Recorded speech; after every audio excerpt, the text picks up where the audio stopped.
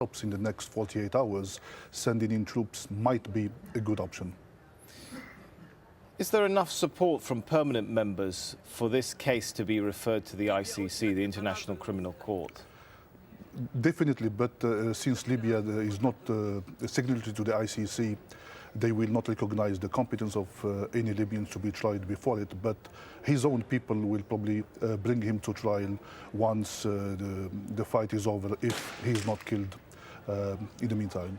What's also interesting is looking at the areas which are being run now by the opposition. They're setting up committees of professionals, aren't they, and tribal elders. Any sign of Al-Qaeda moving in and taking over as Gaddafi was warning of? Right now, there is no sign whatsoever to suggest that Al-Qaeda is being involved. Al-Gaddafi and his inner circle are in a very desperate situation, and they are trying to bring in any arguments that would see them as the victims, and they are supporting the international community in its fight against terrorism. All right, thanks so much, Yusuf. Thank you.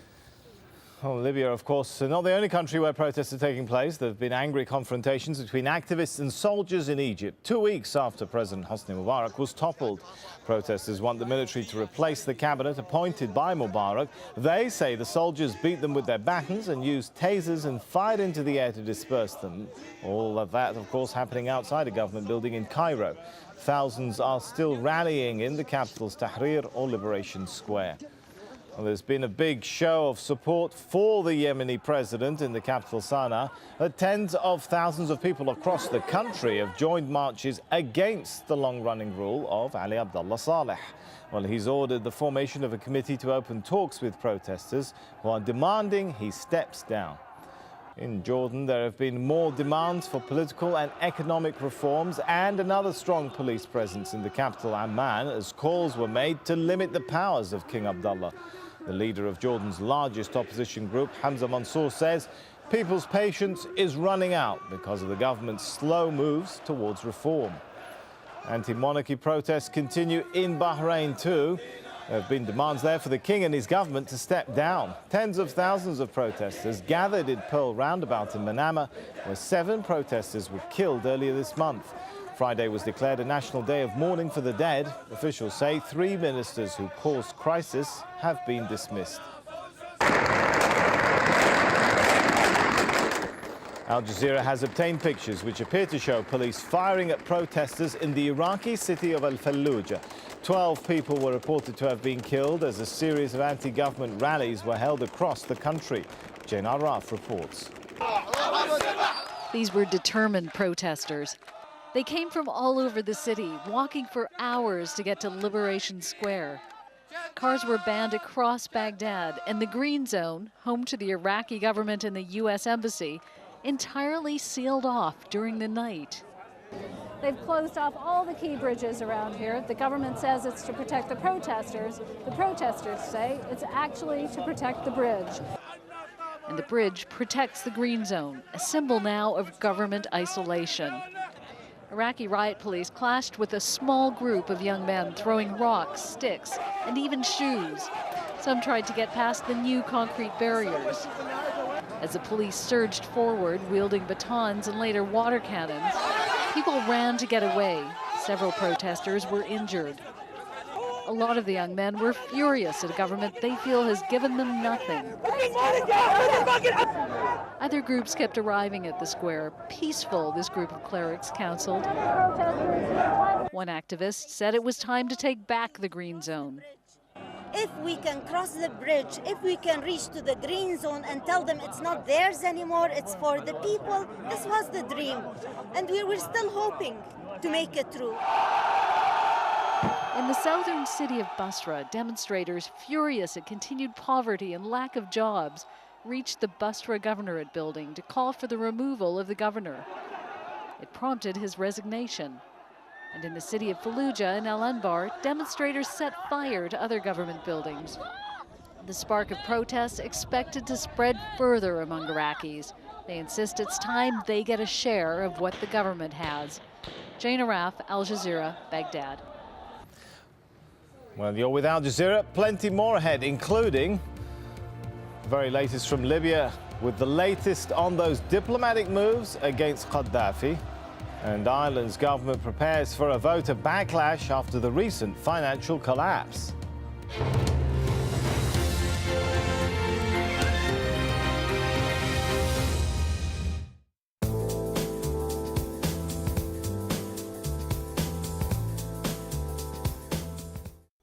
Across the Indian subcontinent, we are looking at fairly dry conditions. Some clouds are now pushing into the forecast, but down here towards the south, we are seeing some more rain pushing in from the south there. You can see all the way from the southern tip, all the way to Hyderabad, we're going to be seeing some light rain showers, not too much, no accumulation to talk about. Conditions up towards New Delhi, about 25 degrees. A little bit north, though, they've seen quite a bit of snow, not very far away, just towards the Himalayas. We are looking at Karachi at 30 degrees there. We may be even seeing 31 degrees by the time we get into Sunday. Well, now towards parts of South Africa and also into Namibia and Angola, we are looking at some very heavy rain showers over the next couple of days. We're going to see about 150 millimeters of rain there. So that means localized flooding, especially for Namibia. Also into northern parts of Mozambique, 20,000 people have been displaced around those river valleys, and that's going to still be a problem over the next couple of days, but not bad for Johannesburg. 26 partly cloudy conditions with a few showers in their forecast. Cape Town looking quite nice at 29 degrees. Across the Arabian Peninsula, we're looking at fairly nice conditions, dry conditions, as well as warm conditions. Doha at 28 degrees, Riyadh at 33, and possibly some haze in the forecast.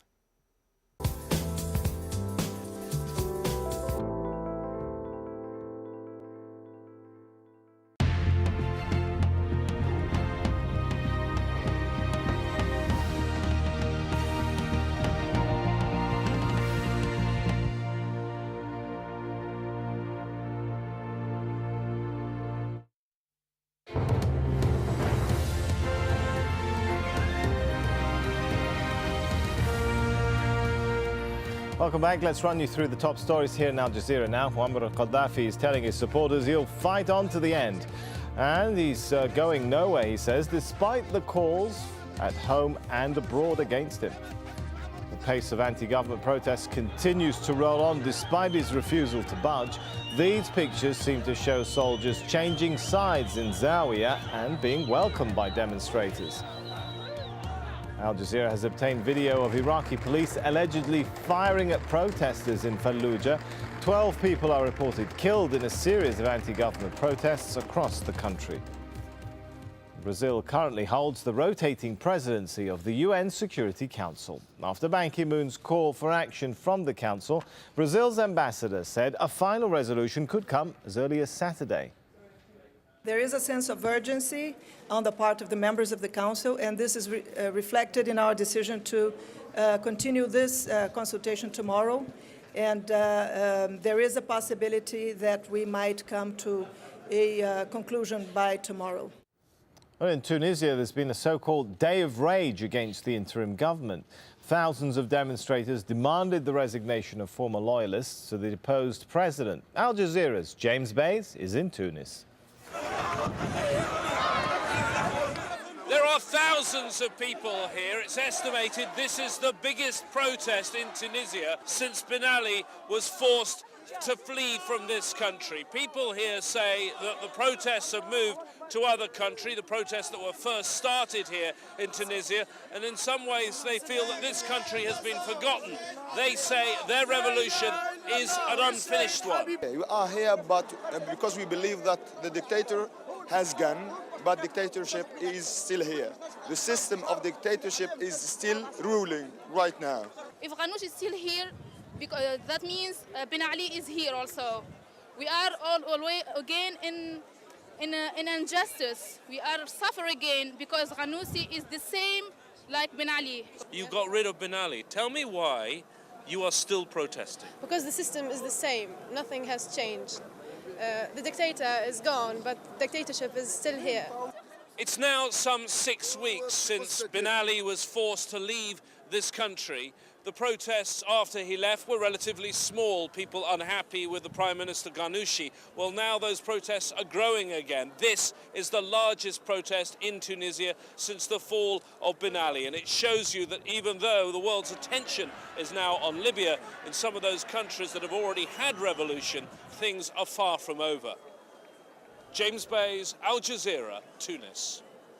Well, after controversy over how she handled the crisis in Tunisia, the latest reports from France say the foreign minister is set to resign. Michel Alliot-Marie accepted flights in a business jet owned by a supporter of the ousted Tunisian president. Unnamed French ministers have been quoted as saying she could be replaced by the defence minister Alain Juppé. Counting is expected to start in Ireland's general election in just a few hours' time. The governing Fianna Fáil party is braced for humiliation. There has been a huge turnout and a voter backlash is expected after the boom-to-bust economic collapse. Rory Challens reports. Enda Kenny is a man with every right to feel like he's going places. He cast his vote on Friday knowing the polls point to him as Ireland's next leader. This is probably the most crucial and critical general election in the last 50 years. And the more people who vote, the stronger the message within our democratic system is. Many of those voters seem ready for a change at the top. I would have voted for the current government not to be in power, and for the specific reasons that they've just made so many bad decisions over the last, well, in my opinion, 5 or 6 years. I actually went independent for my first choice. Why? I mean, everyone's kind of saying that Fine Gael are going to make a change, but I don't really feel that they are. It's pretty much the same. The Fianna Fáil party, so long the dominant force in Irish politics, is facing election meltdown. The party was founded in 1926, and since it first came into government in 1932, it has dominated political affairs in this state.